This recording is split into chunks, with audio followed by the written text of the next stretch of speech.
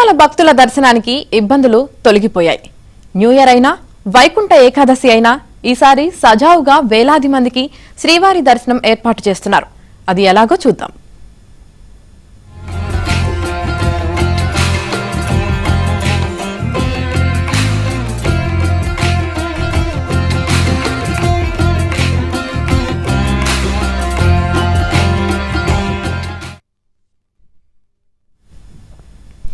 YCP ప్రభుత్వం చేసిన పాపాలను కూటమి ప్రభుత్వం ఒక్కొక్కటి సరిచేసుకుంటూ వస్తోంది.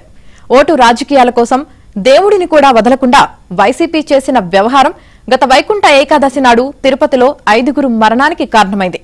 ఈసారి ఏం జరగబోతోంది? ఎలా సరిదిద్దబోతున్నారు? Watch the story.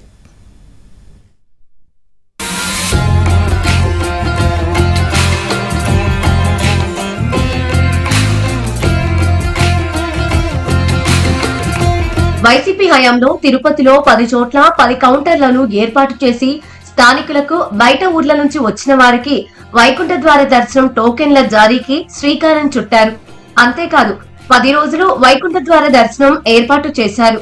దూర ప్రాంతాల నుంచి వచ్చిన భక్తులు వైకుంఠ ఏకాదశి, ద్వాదశి టోకెన్లు పొందటం కోసం శ్రీనివాసం, విష్ణు నివాసం, అలిపిరి వద్ద ఉన్న భూదేవి కాంప్లెక్స్, రాములవారి పుష్కరిణుల వద్దకు ఎక్కువగా వెళ్లేవారు. స్థానికులు జీవకోన, బైరాగి పట్టణ, తుడా మైదానం, మహతి ఆడిటోరియం, తిరుమలలోని కౌంటర్లలో టోకెన్లు పొందేవారు. అయితే ఇదే తీరులో గతేడాది కూడా కౌంటర్లను ఏర్పాటు చేశారు. స్థానికులకు టోకెన్లు ఇచ్చే చోట రద్దీ తక్కువగా ఉండేది. అయితే గతేడాది ఈ విషయాన్ని చెప్పి ఆటో డ్రైవర్లు స్థానికులకు టోకెన్లు ఇచ్చే కౌంటర్ల వద్దకు భక్తులను వేలాదిగా తరలించారు.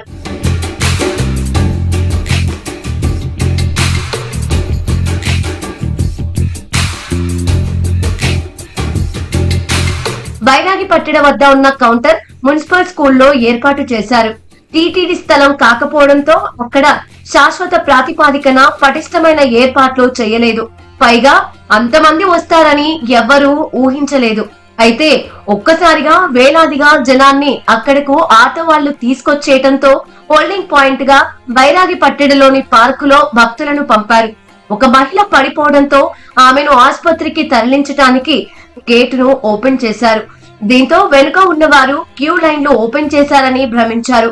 తమకు ఎక్కడ వైకుంఠ ఏకాదశి రోజు టోకెన్ రాదేమో అనే ఆతృతతో తోసుకొని వచ్చేశారు. దీంతో తొక్కిసలాట జరిగింది.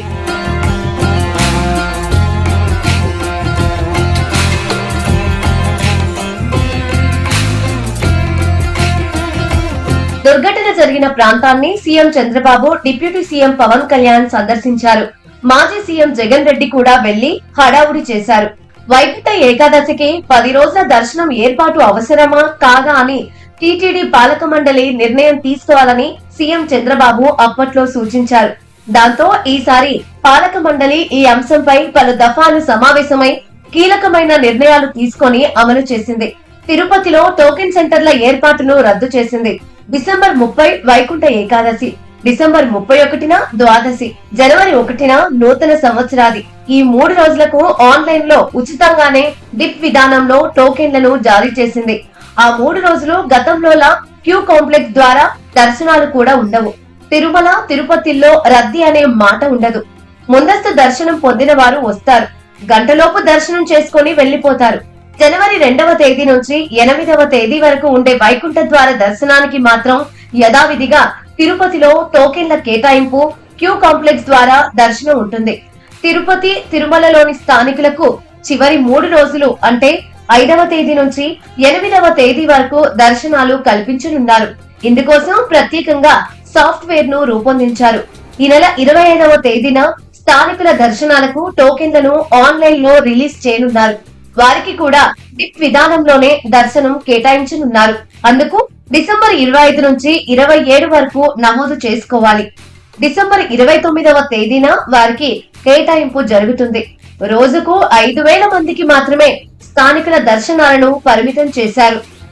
ఓట్ల కోసం గత పాలకులు చేసిన తప్పిదాన్ని సమూలంగా ఈసారి మార్పు చేశారు.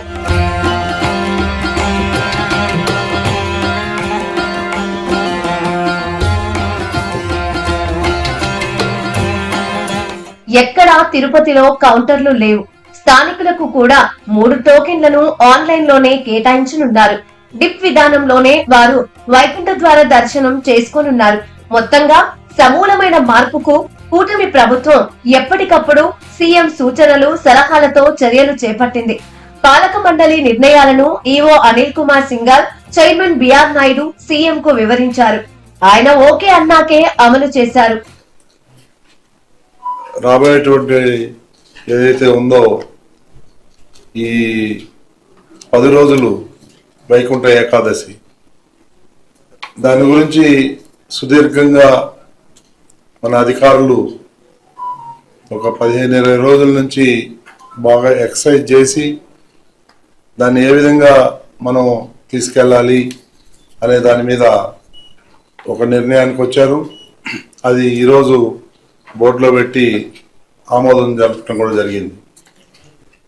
స్థానికులు తిరుపతిలో నివసించేటువంటి వాళ్ళు ఎవరైతే ఉన్నారో వాళ్ళకి జనవరి 6, 7, 8 తేదీల్లో రోజుకు 5,000 టోకన్లు చొప్పున స్థానికులకి ఫస్ట్ ఇన్ ఫస్ట్ పద్ధతుల్లో బుక్ చేసుకునే అవకాశం కల్పించడం జరుగుతా ఉంది. ఆన్లైన్ లో ఇస్తాం, వాళ్ళకు కూడా ఆన్లైన్ లో లోకల్స్ కూడా everyday 6th, 7th, 8th 3 days 5,000 locals కి కేటాయించడం జరుగుతుంది. అంటే ఈసారి టోకెన్ల జారీ వద్ద తోపులాటలకు అవకాశం లేకుండా చేయటమే కాదు, ఆ తర్వాత వైకుంఠ ఏకాదశి రోజు గాని, ద్వాదశి రోజు గాని, జనవరి 1వ తేదీన గాని తిరుమలలో దర్శనాల సమయంలో కూడా తోపులాటలు ఉండవన్నమాట.